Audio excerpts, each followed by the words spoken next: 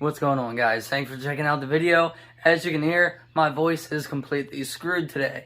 I woke up this morning, just had no voice, but I'm telling you, I'm way too excited to install these parts to wait to do that. Alright, so unboxing these.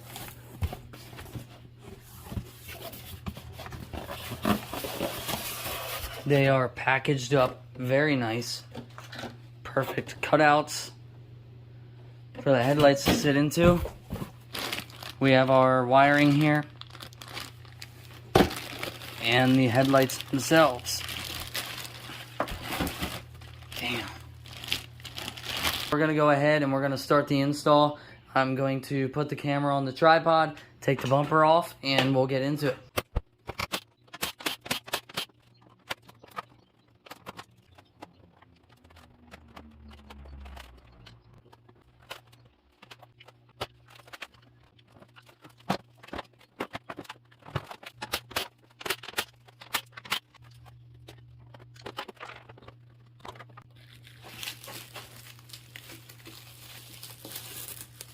So here's the deal, just so I can explain it to you.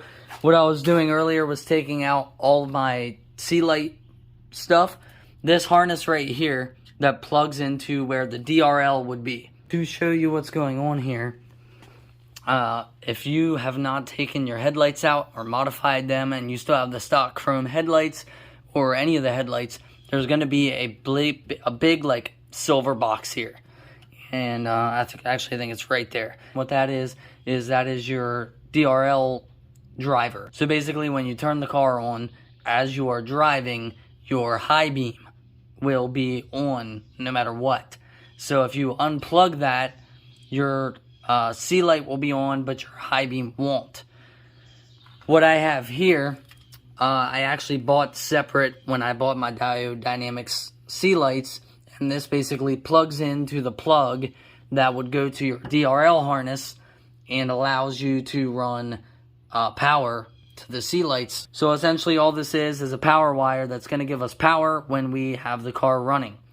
So these headlights came with a harness to plug them into, they came with a fuse tap here. And this is nice because there's connectors, but I do not think I'm going to need to use this because I have this piece right here. So what I'm going to do is I'm just going to tap into this, splice it onto this connector, and connect it into the headlights. Sorry, my voice is going out really bad. Then they make this super easy because you have this connector here that came with the headlight.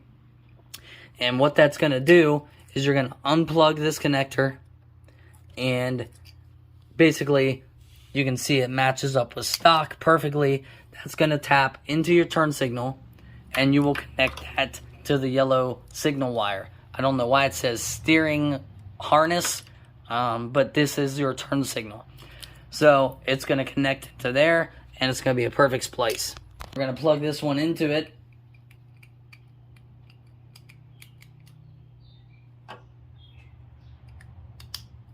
And then what you could do, which I'm not even going to need this anymore, is you could plug this back into your factory turn signal and fog light harness.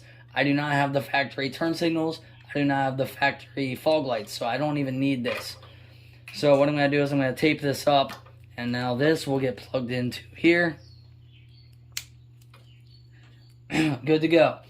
Now here is the power light, or the power wire for our sea light. Here's that. I'm going to make this nice and neat. I'm going to cut this, splice this wire on, heat shrink it, and connect it to this connector. So if that works, we're going to have power on the headlight when I flip the sea light, the running lights.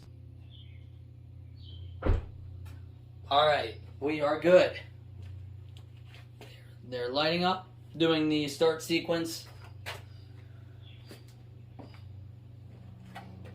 They look good. I'm going to turn everything on to make sure they're actually working properly, and we'll be good to go. Low beam, high beam. Wow. Oh my god, guys, that is bright. Wire that it spliced. Gonna heat shrink it.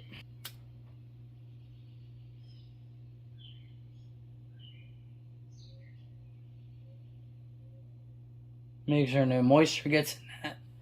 And then this, I'm just going to electrical tape this off, and we'll be good to go. I actually have this liquid electrical tape, and what I'm going to do is just put it inside here.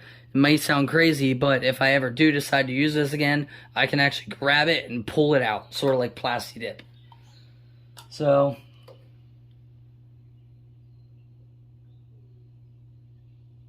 just covering it like that, and now no moisture can get into that connector.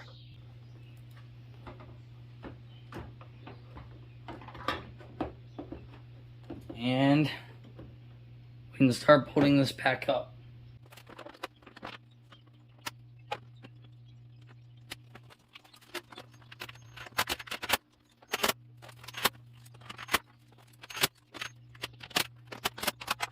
Alright, so we have one side done.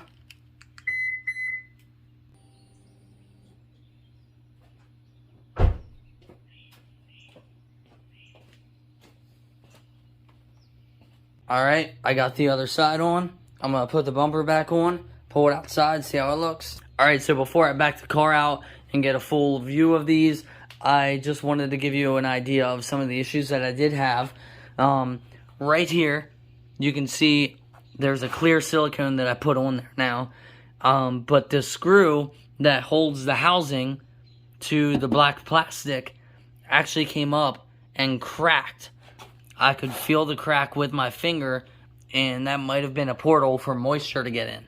I don't know if you can see it underneath this stuff that I put on now, but right there it is. If you look on the other side, it's not cracked like that. But you can see it is cracked. So I put some clear silicone on there to hopefully fix any of that issue. On this side, the fitment is just about perfect. Also, a small little crack there and a small little crack there, although I believe those to be normal because they're on the other side. But then the fitment on this side is pretty damn good up until about right here. It doesn't want to fit. The actual fitment of the bolt hole did not line up with the factory bolt hole. So I actually had to run a self-tapper into the plaque, the side piece, excuse me, the side piece of the headlight to get it to pull flush. But besides that, they seem okay. Oh, and this screw right here, I actually had to tighten it up because this gap right here was probably about where my thumb or my finger is there. The screw was not tightened down at all, so I had to tighten it down. So hopefully they're good and we don't have any issues with them. But they do look pretty damn cool. I will say right off the bat, I'm not crazy about the reflector on the side, but it is what it is. I can't do nothing about it. I can't unplug it. I'd have to tear the thing apart. So worst comes to worst, I can either get the overlay that hides it, or I can paint the headlight housing. I don't know. I'll figure out something. But it is what it is for now.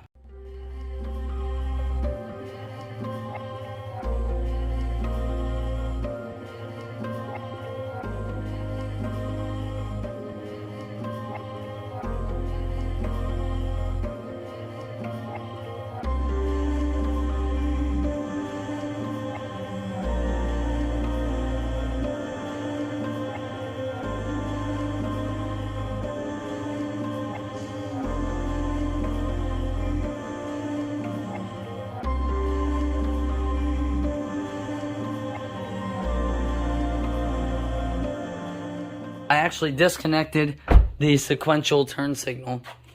This little green wire on the back, or the blue wire with the green cap. If you disconnect that, it'll disconnect the sequentials and make them standard. Now the reason I did this is because, let me plug these back in. I have the Smart Tap from Diode Dynamics, so the regular turn signal looks fine with the sequential, but when I go to like my cool little functions here,